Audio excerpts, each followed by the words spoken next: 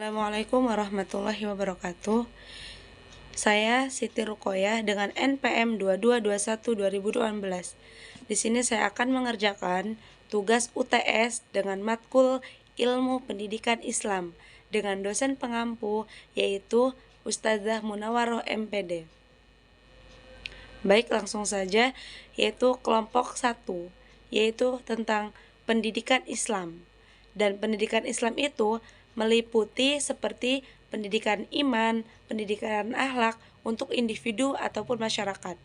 Pendidikan Islam juga mencangkup proses transformasi kebudayaan, nilai, dan ilmu pengetahuan dan terhadap seluruh potensi yang dimiliki oleh peserta didik, agar mencetak peserta didikte arah yang lebih sempurna, yang tahu dan sadar akan diri dan lingkungannya.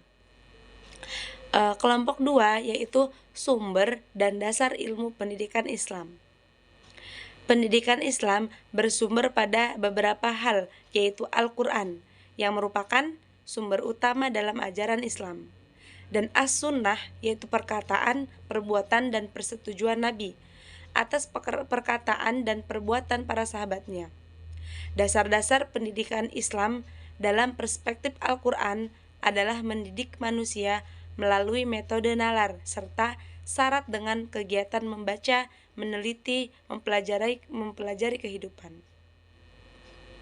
Selanjutnya yaitu kelompok ketiga, yaitu dengan judul Tujuan Pendidikan Nasional dan Pendidikan Barat.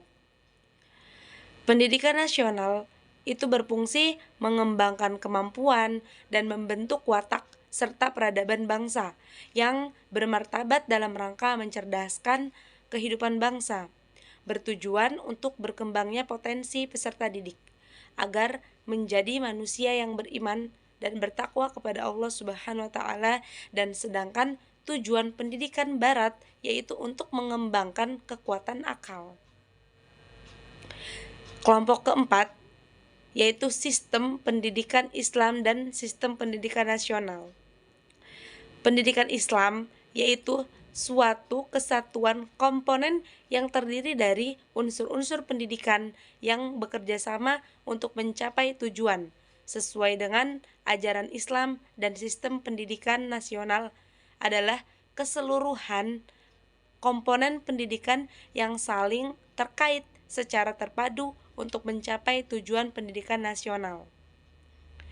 Hubungan keduanya tidak dapat dipisahkan karena hubungan antara pendidikan Islam dalam pendidikan nasional itu adalah berusaha secara beriringan dalam pengembangan dan pembinaan iman, akhlak, moral, budi pekerti, dan penguasaan ilmu dan pengetahuan bagi seluruh bangsa Indonesia. Kelompok 5, hubungan pendidikan Islam dengan pendidikan nasional.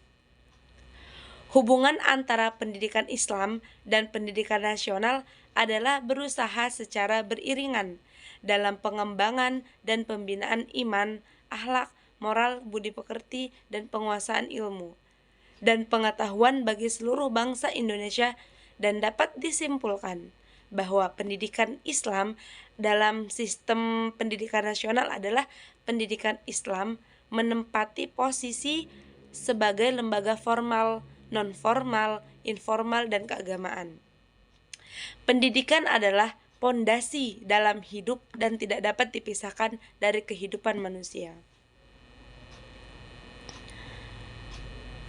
Kelompok 7, pendidik, peserta didik, dan peserta perspektif pendidikan Islam. Secara umum, pendidikan itu adalah orang yang memiliki tanggung jawab untuk mendidik. Sementara itu secara khususnya pendidik dalam perspektif pendidikan Islam adalah orang yang bertanggung jawab terhadap perkembangan peserta didik dengan mengupayakan perkembangan seluruh potensi, baik potensi afektif, kognitif, maupun psikologis, sesuai dengan nilai-nilai ajaran Islam. Dalam menjadi pendidik tidak boleh merasa puas atau merasa sudah baik dalam mendidik. Karena hal itu, merupakan tanda bahwa pendidik tersebut tidak mau berproses untuk menjadi lebih baik. Pendidik yang ideal merupakan pendidik yang pada saat bersamaan siap menjadi peserta didik. Dengan kata lain, menyelam sambil minum air, yaitu bukan hanya bertugas untuk mengajar, tetapi juga harus belajar dari setiap kejadian yang terjadi.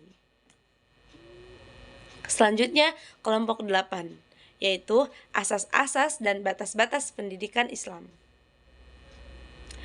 Ilmu pendidikan Islam ialah proses dilakukan secara bertahap, berjenjang, terencana, terstruktur,